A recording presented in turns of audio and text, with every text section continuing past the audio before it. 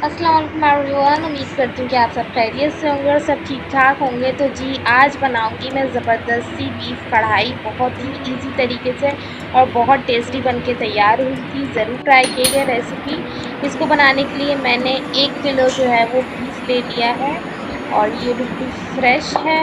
और मैंने प्याज ले लिए एक मीडियम साइज़ की, इसको बारीक बारीक चॉप कर लिया था। ये ऑप्शनल है, अगर आप चाहें तो प्याज डालें, अदरवाइज़ कढ़ाई में प्याज नहीं होती, मैं डाल रही हूँ। ये मेरे पास लहसुन और हरी मिर्च कुटी हुई है, बिल्कुल पेस्ट नहीं चाहिए, हमें कुटा कुटा चाहिए। सॉल्ट लेंगे हम टेस्ट के अकॉर्डिंग और कुछ गरम मसाले हैं जिनमें है तेज़ पत्ता, 2 मोटी इलायची और कुछ सिनेमन स्टिक्स हैं हमारे पास।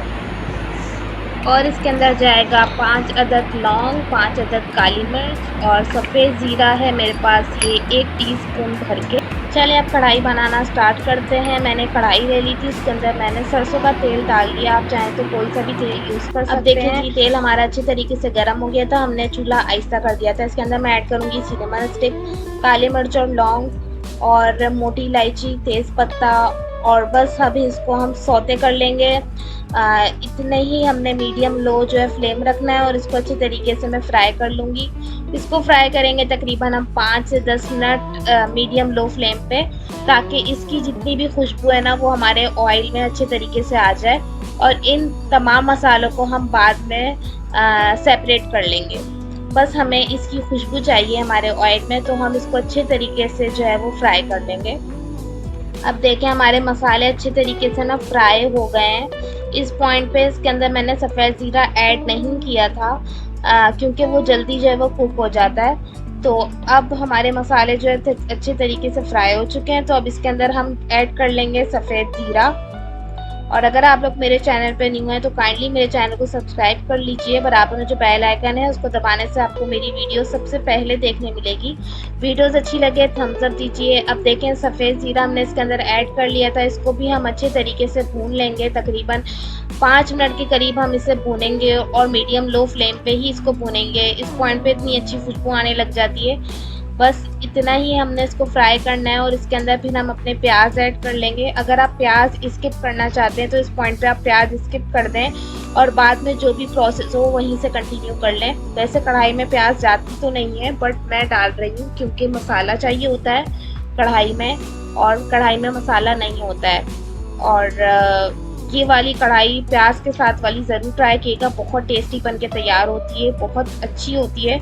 ज़रूर ट्राई कीजिएगा रेसिपी और मुझे कमेंट बॉक्स में बताइएगा कि आपको मेरी रेसिपीज़ कैसी लगती हैं। अब देखें हमारे तमाम मसाले ना अच्छे तरीके से फ्राई हो चुके हैं, तो अब इसके अंदर मैं ऐड करने लगी हूँ अपनी अनियन। ये बिल्कुल ऑप्शनल है, जैसा कि मैंने आपको कहा, ये हम इसके अंदर ऐड कर लेंगे। ये रेसिपी आपने लाजमी जो है वो ट्राई करनी है और मुझे कमेंट सेक्शन में बताना है कि आपको मेरी रेसिपीज़ कैसी लगती है। प्याज हमने बिल्कुल बारीक बारीक चॉप किए, तो हम इसके स्लाइसेस ना अच्छे तरीके से सेपरेट कर लेंगे कि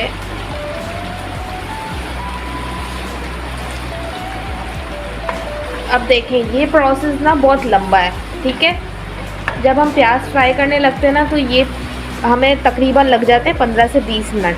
प्याज फ्राई करने लगते हैं हमारे 15 से 20 मिनट लग जाते हैं, तो हम इस पॉइंट पे इसके अंदर नमक ऐड कर लेंगे ताकि हमारा कुकिंग प्रोसेस फास्ट हो जाए। थोड़ा सा नमक ऐड करूँगी मैं इसमें, कुकिंग प्रोसेस फास्ट हो जाएगा तो हमारी प्याज जो है वो जल्दी ब्राउन हो जाएगी।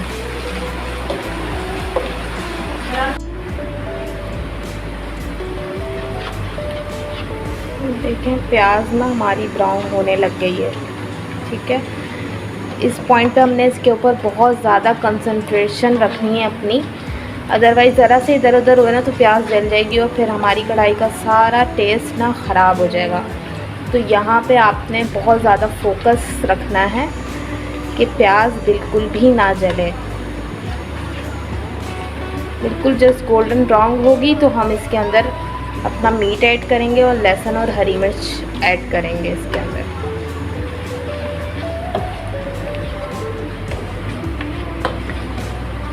इस पॉइंट पे खुशबू इतनी कोई ज़बरदस्त आ रही है ना, यकीन करें कि ये जो गरम मसालों की खुशबू है ना, बस इससे ही ना बंदा पेट भर ले। लिटरली बहुत अच्छी खुशबू आ रही है।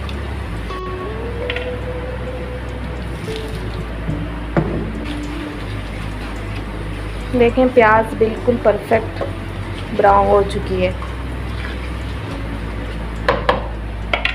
इसी पॉइंट पे हम चूल्हा बिल्कुल लो कर देंगे, ठीक है। और इसके अंदर हम ऐड करेंगे लहसुन अदरक और लहसुन और हरी मिर्च का पेस्ट।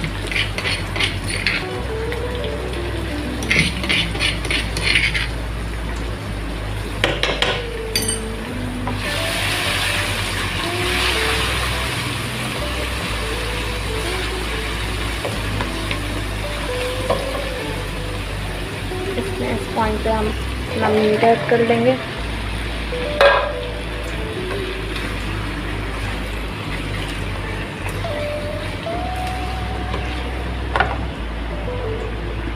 नमक भी ऐड करेंगे। नमक मुझे थोड़ा कम लग रहा है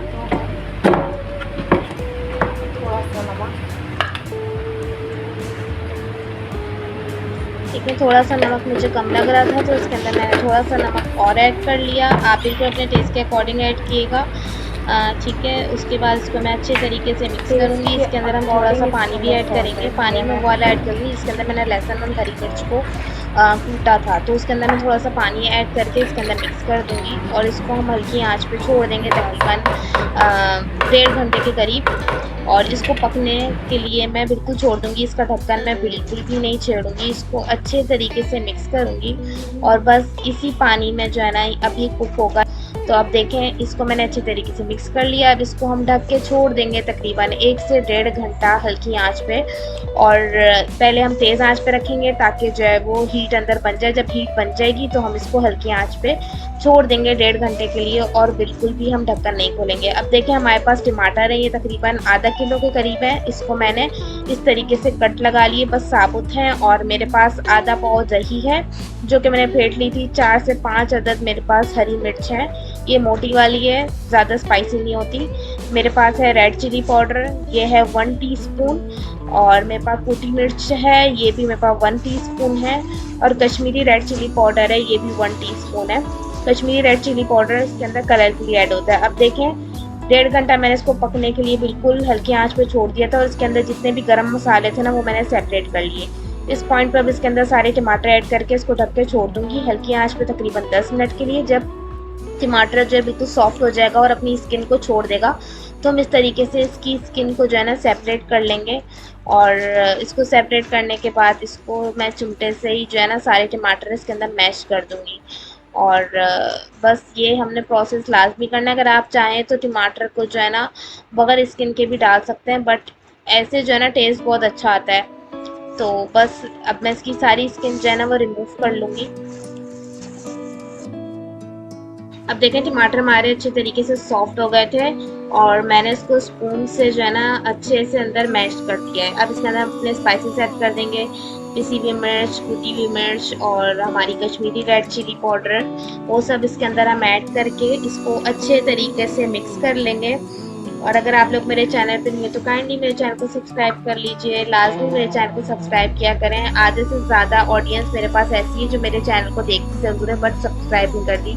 काइंडली आप लोग मेरे चैनल को सब्सक्राइब कर लिया करें। आप देखें हमारा जो मीट है ना वो तकरीबन 60 to 70% जो है ना वो अच्छे तरीके से कुक हो चुका है। मैं इसको इस तरीके से चम्मच से दबा दबा के देख रही थी, अच्छे तरीके से कुक हो चुका है। और कोई टमाटो मुझे अगर साबुत दिख रहा था तो उसको भी मैं मैश कर रही थी। इसको मैं हल्की आंच पे जो है ना थोड़ी देर कुक करूँगी तकरीबन 10 मिनट। अब देखें ऑयल ना थोड़ा थोड़ा रिलीज़ होने लग गया है तो मैं इसको थोड़ा सा भून दूँगी तकरीबन 5 मिनट। फिर इसके अंदर हम जो है ना दही ऐड कर लेंगे। दही ऐड करने के बाद ना इसको मैं अच्छे तरीके से मिक्स करूँगी। दही मैंने जब ऐड किया तो चूल्हे की जो फ्लेम थी ना वो लो कर दी थी ताकि हमारा दही जो है वो फट ना जाए।